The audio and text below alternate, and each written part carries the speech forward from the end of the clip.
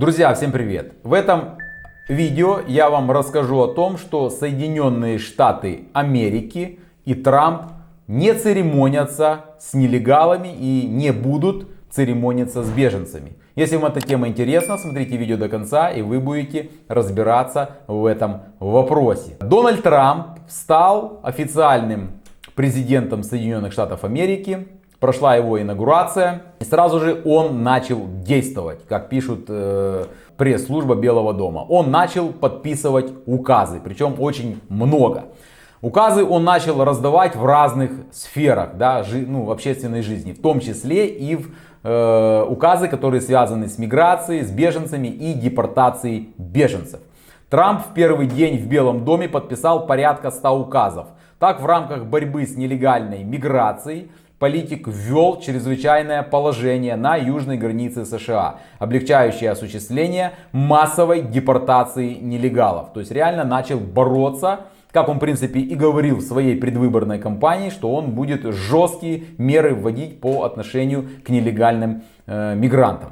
После подписания указов миграционные власти США, полиция и военные взяли под козырек его решение и начали немедленно реализовывать эти указы, связанные с депортацией нелегалов.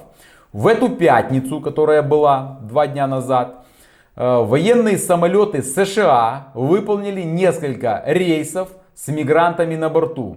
Полетели мигранты в Гватемалу, в Мексику, в Колумбию и в Бразилию.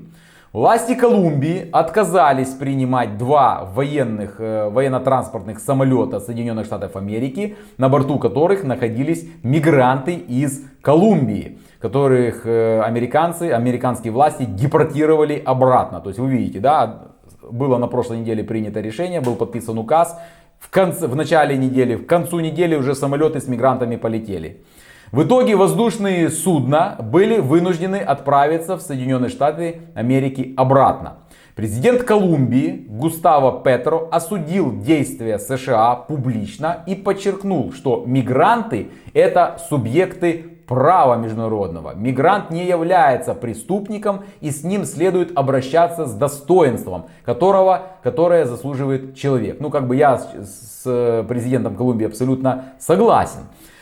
Кроме этого, он добавил, что в Колумбии в настоящее время нелегально пребывает примерно 15,5 тысяч американских граждан, которые тоже находятся на нелегальном положении. В общем, эта выходка президента Колумбии абсолютно не понравилась Трампу, и он мгновенно отреагировал на нее, и на следующий день он ввел 25% тарифы на все колумбийские товары, которые поступают в США, которые в последующем в течение недели вырастут до 50% за одну неделю. Также он ввел запрет на въезд и аннулирование виз колумбийских государственных чиновников и чрезвычайные казначейские, банковские и финансовые санкции.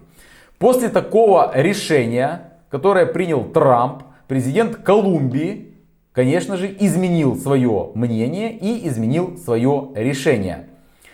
И он лично предоставил свой самолет президентский для того, чтобы вот тех мигрантов, которых он завернул, которых везли американские военно-транспортные самолеты, чтобы этих мигрантов забрать на своем личном самолете. То есть он быстро поменял свое мнение и быстро поменял свое решение. Независимые государства так всегда делают. Правительство Бразилии тоже недовольны таким решением США и выразили протест американцам. Ранее протест из-за унизительного обращения с депортированными из США мигрантами выразило правительство Бразилии. Согласно информации Министерства иностранных дел Бразилии, при транспортировке руки и ноги нелегалов были закованы в наручники, а система кондиционирования самолета не работала. Я думаю, друзья, что правительству Бразилии надо вначале у себя навести порядок в стране с соблюдением прав человека, а потом уже выражать протесты по поводу наручников и по поводу плохого кондиционирования в самолете, и по поводу того, что американские власти заковали нелегальных мигрантов из Бразилии в наручники. У них в Америке по закону перевозят так и преступников, и нелегалов.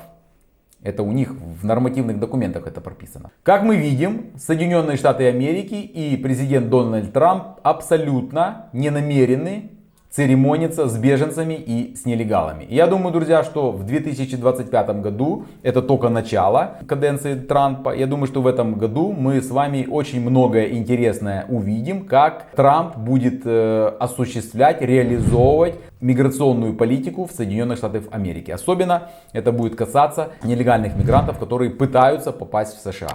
Друзья, что думаете вы по этой теме? Пожалуйста, напишите свое мнение в комментариях.